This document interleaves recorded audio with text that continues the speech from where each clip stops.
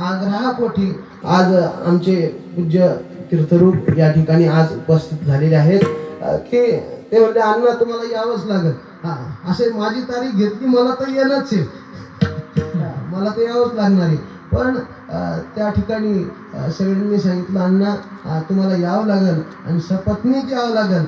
आता असं आहे की त्यांच्या सगळ्यांच्या आग्रहास्तव या ठिकाणी येणं. काही ठिकाणी असे असतात की जिथं नाही म्हणता येत नाही, जिथं अधिकार असला मोठा असला तरी त्यांचा अधिकार आपल्यापेक्षा मोठा असतो, कारण त्यांची सेवा मोठी आहे. काय ह्या सगळ्या मंडळींची सेवा मोठी आहे, त्यांच्या पुढे नाही म्हणणं शक्य नसतं.